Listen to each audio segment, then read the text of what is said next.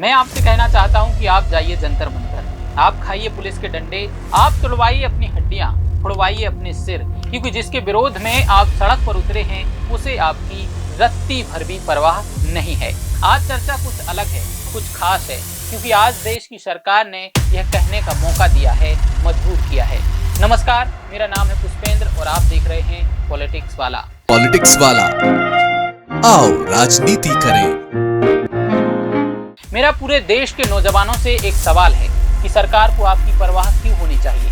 उनके बच्चे तो विदेशों में पढ़ रहे हैं, भारत की शिक्षा व्यवस्था एकदम जर्जर हो चुकी है, उनका इससे कोई वास्ता नहीं है। यदि आपको भरोसा नहीं तो लीजिए, आज पेश है ये आंकड़े जो आपकी आंखें खोलने का काम करेंगे। हमारा मकसद किसी को नीचा दिखाना या किसी की भावनाएं आहत करना कतई नहीं है। पॉलिटिक्स वाला का हमेशा सच से ताल्लुक रहा है, हम हमेशा सच्चाई के साथ अड़े और खड़े रहते हैं। इस रिपोर्ट में आज मैं बताऊंगा कि कैसे नेताओं को आपकी शिक्षा से कोई मतलब नहीं है और क्यों मतलब नहीं है। चलिए इस रिपोर्ट को शुरू से शुरू करते हैं।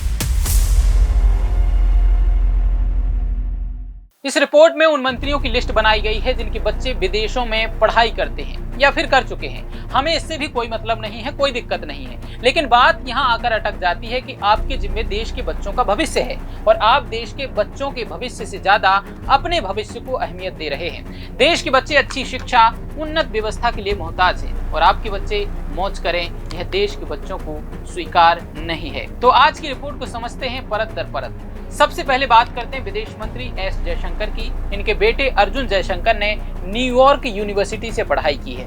नंबर 2 पर आती हैं वित्त मंत्री निर्मला सीतारमण, जिनकी पुत्री बांगमई पराकला ने नॉर्थ वेस्टर्न यूनिवर्सिटी से मेडिकल स्कूल से मास्टर डिग्री हासिल की है। नंबर 3 पर बात आती है वाणिज्य मंत्री पीयूष गोयल के बेटे ध्रुव गोयल की, जिन्होंने हार्वर्ड यूनिवर्सिटी से अंडर ग्रेजुएशन और पोस्ट ग्रेजुएशन दोनों डिग्रियां पूरी की हैं। उनकी बेटी राधिका गोयल ने ऑक्सफोर्ड यूनिवर्सिटी से पढ़ाई की और बाद में सैन डिएगो यूनिवर्सिटी से पीएचडी हासिल की है। इसके बाद नंबर 4 पर आते हैं रेल मंत्री अश्विनी वैष्णव। उनके दोनों बच्चों तान्या और राहुल ने ब्रिटेन में पढ़ाई की है। नंबर 5 पर बात आती है जो अपने आप को मामा की उपाधि दे चुके हैं, कृषि मंत्री शिवराज सिंह चौहान के बेटे कार्तिकेय चौहान ने पेंसिल्वेनिया यूनिवर्सिटी से लॉ में मास्टर किया है, जबकि छोटे बेटे कुणाल चौहान ने न्यूयॉर्क यूनिवर्सिटी से अंडर ग्रेजुएट डिग्री हासिल की है।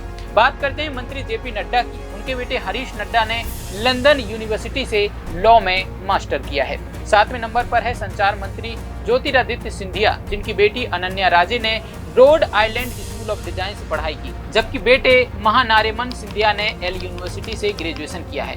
नंबर 8 पर आते हैं संसदीय कार्य मंत्री किरण रिजिजू। उनके बड़े बेटे ब्रिटेन के एक विश्वविद्यालय में अभी पढ़ रहे हैं। पर्यटन मंत्री गजेंद्र सिंह शेखावत की बेटी सुहासिनी शेखावत ने ऑक्सफोर्ड से एडवांस्ड लीडरशिप में डिप्लोमा किया। पर्यावरण मंत्री भूपेंद्र यादव की बेटी ने पार्सन्स कॉलेज से डिग्री हासिल की है।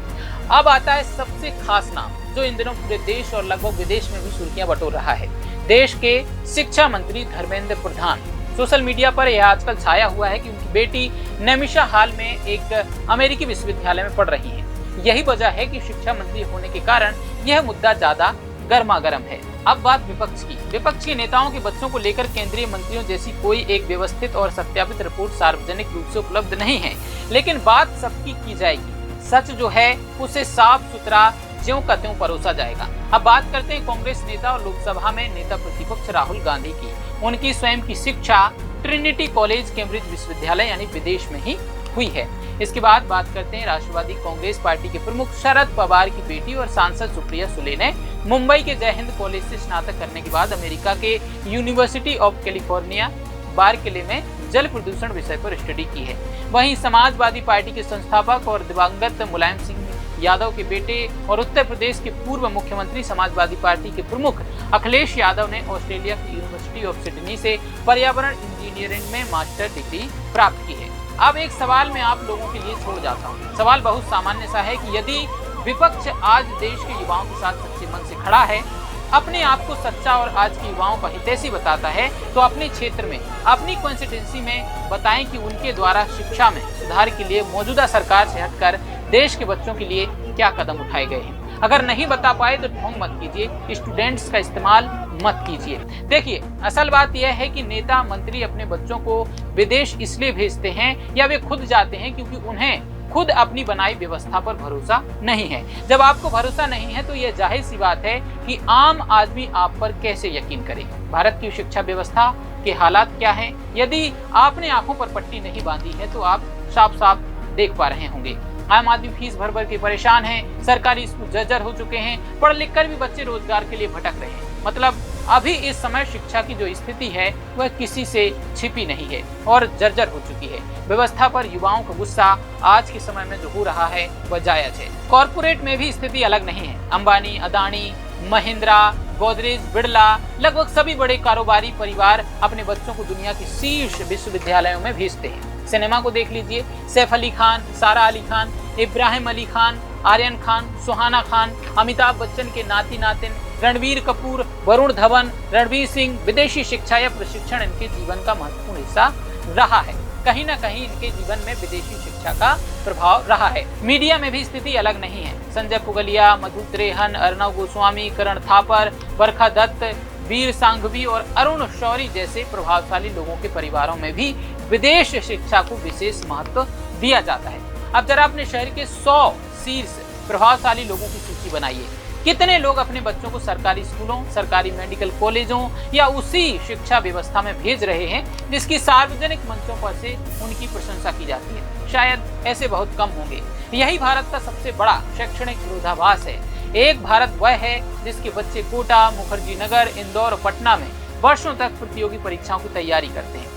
दूसरा भारत वह है जिसके बच्चों के लिए Harvard, Oxford, Yale, Stanford, New York University और लंदन स्कूल ऑफ इकोनॉमिक्स के दरवाजे खुले रहते हैं। विदेश में पढ़ना गलत नहीं है।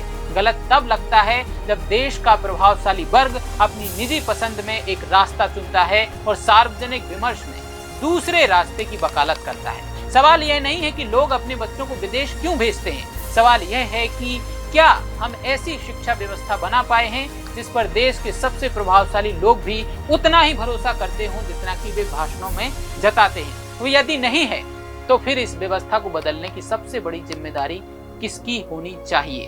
खैर, आपकी इस मुद्दे पर क्या राय है हमें कमेंट करके जरूर बताइए। वीडियो कैसा लगा हमें यह भी बताएं।